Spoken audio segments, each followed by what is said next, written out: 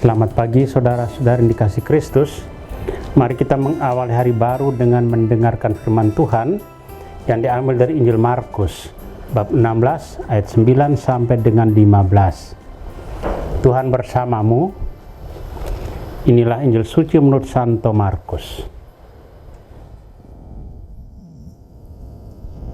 Setelah Yesus bangkit dari antara orang mati, pagi-pagi pada hari pertama minggu itu, ia mula-mula menampakkan dirinya kepada Maria Magdalena. Daripadanya Yesus pernah mengusir 7 setan. Lalu Maria Magdalena pergi memberitahukannya kepada mereka yang selalu mengiringi Yesus dan yang pada waktu itu sedang berkabung dan menangis.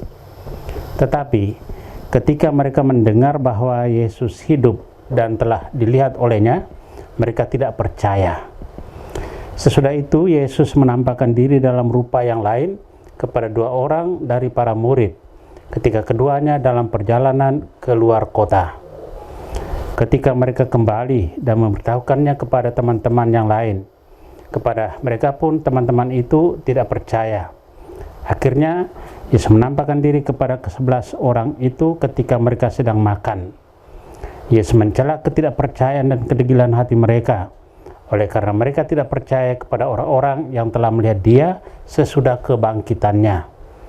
Lalu Yesus berkata kepada mereka, "Pergilah ke seluruh dunia, beritakanlah Injil kepada segala makhluk."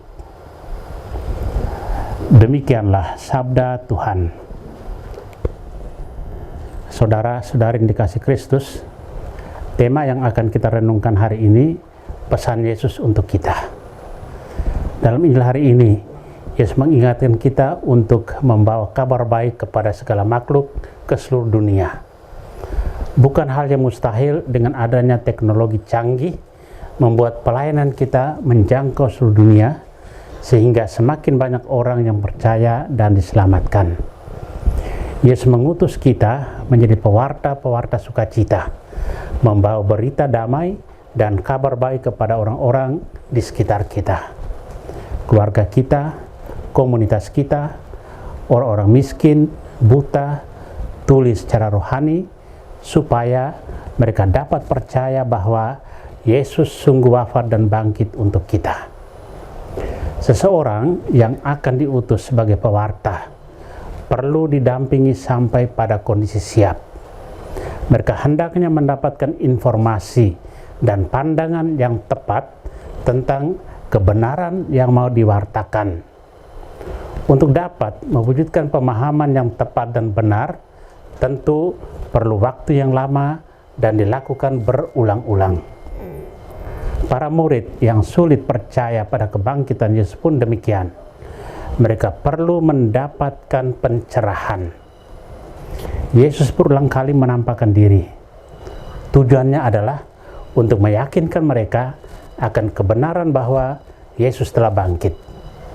Hasilnya adalah mereka mendapatkan pemahaman yang tepat, benar, dan kemudian mereka percaya sepenuh hati. Hal itulah yang selanjutnya mereka wartakan dengan kesaksian paling sempurna.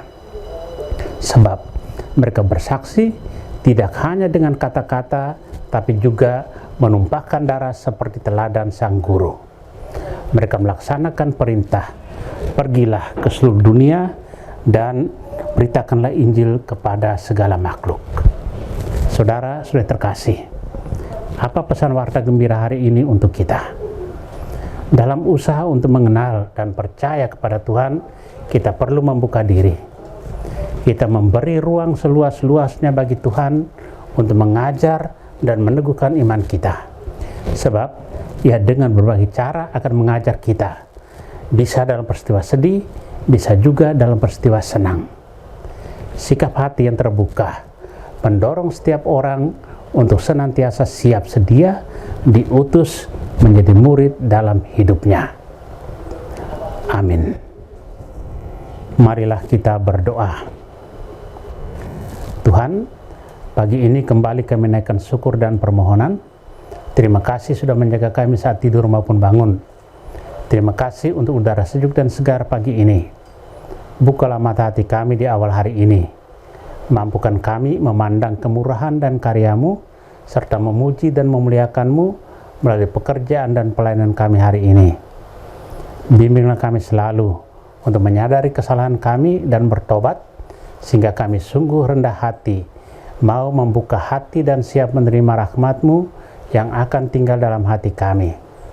Kristus terang dunia, berkatilah keluarga-keluarga kami, jadikanlah kami alat kasih-Mu, dan pantaskanlah kami menjadi hamba-Mu yang setia. Amin. Tuhan bersamamu. Semoga kita sekalian, orang-orang kita kasih dan doakan, seluruh aktivitas kita hari ini dilindungi, dibimbing, dan diberkati oleh Allah yang Maha Kuasa, Bapa dan Putra dan Roh Kudus. Amin.